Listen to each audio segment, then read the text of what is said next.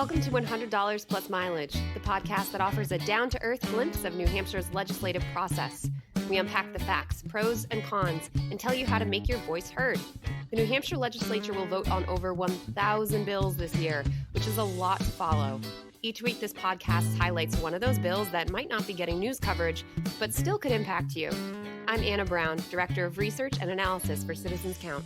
And I'm Mike Dunbar, Content Editor for Citizens Count. And I know we work really hard to keep it nonpartisan around here, so maybe this little thought experiment will be hard for you. But just imagine you walk into the voting booth with this conundrum on your mind.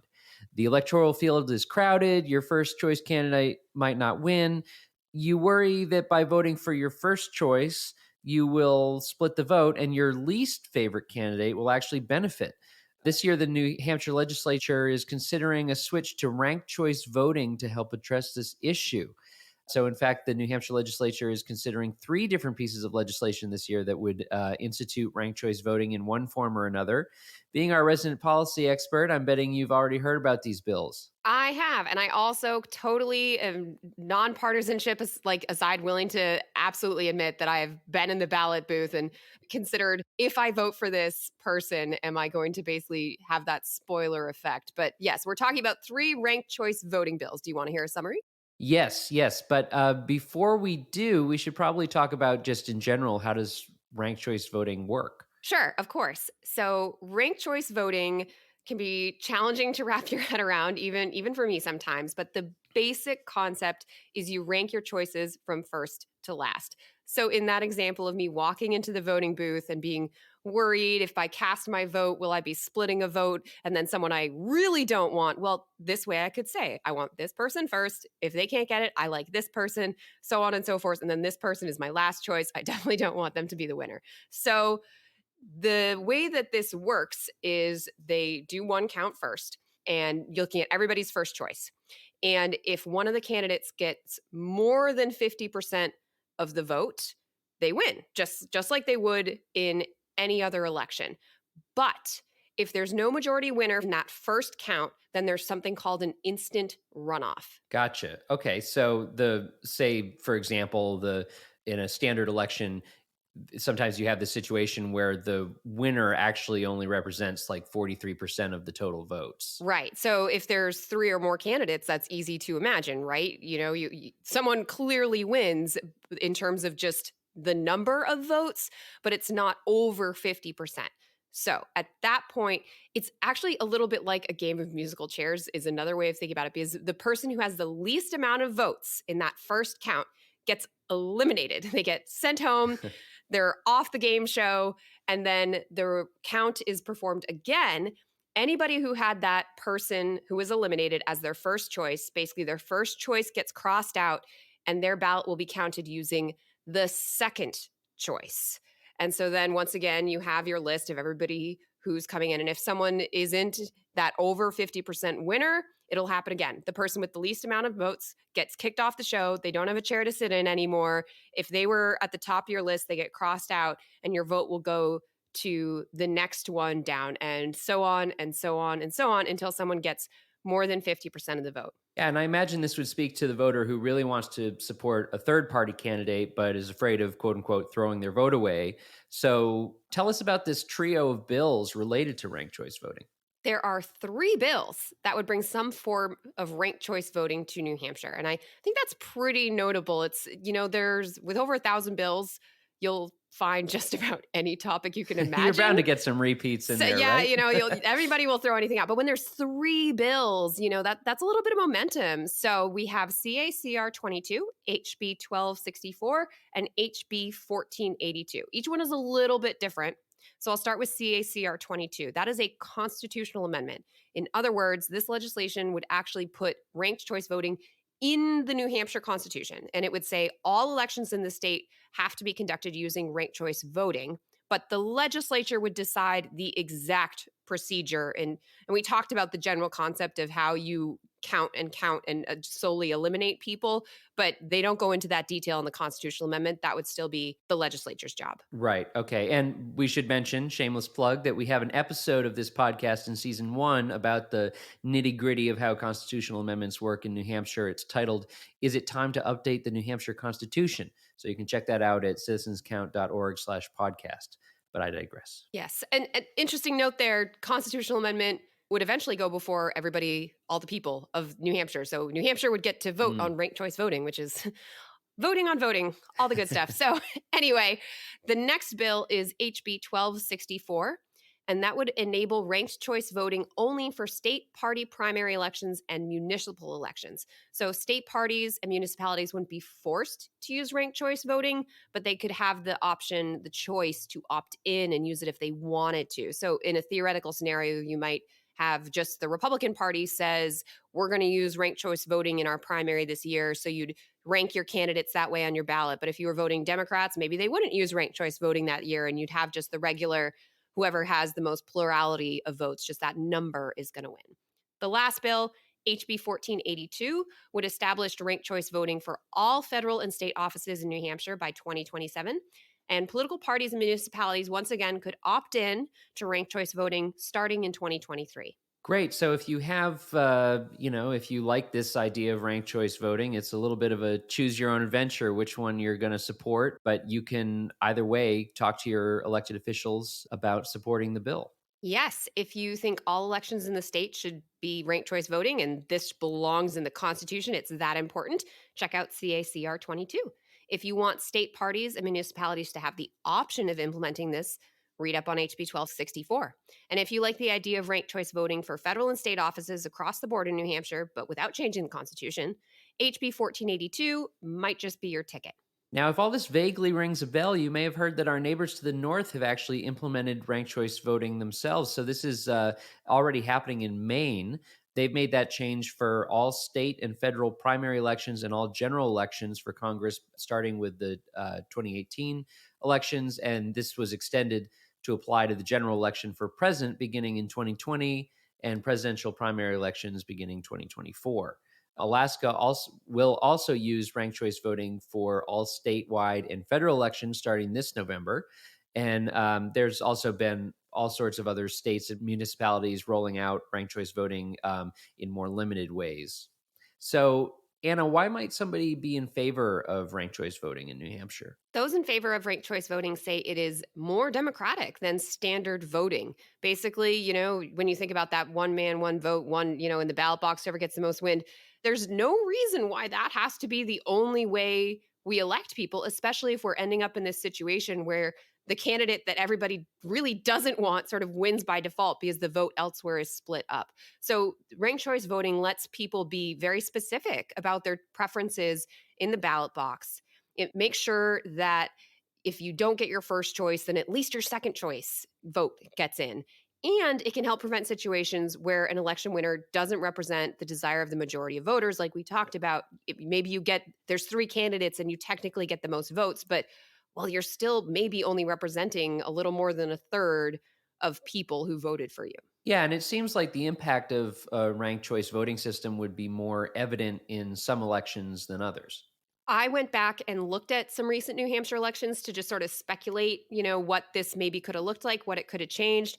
I'm sure that people are thinking about recent presidential elections when they felt like they had no good options. I think over any number of decades, I'm sure we've all been there at least once. But you actually can see it really clearly at the state level in New Hampshire when we're looking at party primaries in particular. So the 2018 primary in the 1st congressional district was a great example of this because there were so many candidates. On the Democratic side, Chris Pappas won with just 42% of the vote, followed by Mara Sullivan with 30%, Mindy Messner with 10%, and then there were 8 other candidates. And then the same year, Eddie Edwards won the Republican side of the 1st district with just 48% of the vote, followed by 5 other candidates. And now, of course, we know Pappas went on to win the election. He's our congressperson now. You have to go back and look with so many candidates in that field. Neither Edwards nor Pappas won their primary with over 50%. So if there was ranked choice voting and people's second choices came into play, it's very possible we could have had a different nominee in either party, which could have led to a different congressperson. But of course, since we don't know voters' second choices from 2018, we'll never know if most voters were happy with those final nominees. Right, and that kind of explains why HB 1264 singles out state primary races in particular. So there have got to be cons to this idea, right? Of course, we're always talking about the pros and cons on here, but certainly people argue that voting in New Hampshire is among our longest held and most hallowed traditions, and we should be very cautious about changing it. And the recent elections have shown that traditional voting isn't perfect. It may be, yeah, maybe we have some situations where people are winning with less than 50% of the electorate. But 2020 also showed that if voters don't trust the election process, if they're confused by it, if it isn't transparent, they can lose faith in the results, which can lead to major dysfunction, even civil unrest. And I mean, you can spin it out. People have to, wherever you live in the world, for democracy to work, you have to have faith that the election results are real and true to the will of the people. So, ranked choice voting proponents would argue it's more true to the will of the people, but it is kind of hard to understand. It's like I said, you have to really think it through and depending on how you learn, maybe see it in practice or do it yourself or something like that. So, if voters don't understand ranked choice voting, that they might end up mistrusting the process and not really believing that the people who win have that support. Right, yeah, and then making any kind of change to something we've done for so long would be expensive. You would have to, as you kind of touch on, there would have to be an educational campaign to help people understand like what any of this even means and what the change is and to trust it. Counting the ballots would also require a new computer system that was actually programmed to figure that out. And if there was a hand count, it would be very labor intensive, which always equates to more expense. Yes, and not that any decision about the best democratic processes should be decided by money. Money is a factor. And the Secretary of State estimates it would take a few $1 million to upgrade voting machines and then an unknown amount for training election officials to implement ranked choice voting. Right. Well, all right, folks. If you have an opinion on this issue, let your legislators hear from you. Remember, there are 3 unique bills on this subject. Consider contacting your elected officials to let them know where you stand. And you get started on that by finding out who represents you at citizenscount.org. All right, Anna, it's time for Only in New Hampshire. What Granite State trivia do you have for us today? All right, we're talking about voting. I brought up primaries. I mean, let's dive a little into New Hampshire's first in the nation primary vote, Yes. right? I mean, it's a very obvious one. So, obviously, especially with Secretary of State Bill Gardner retiring, people are wondering, are we going to hold on to the first in the nation status? And that's a question for the future. And we're looking back with only in New Hampshire. So, I want to talk about where this tradition began. And there was an article from Bookings that I'm going to be partly quoting from here. So, New Hampshire held the first in the nation primary since 1920, but it was only in the last decades of the 20th century that it took on so much importance. So, here's the first fun fact about New Hampshire's first in the nation primary. In the beginning, it listed delegates and not actual candidates. So, you were voting for someone who would in turn choose the president for you.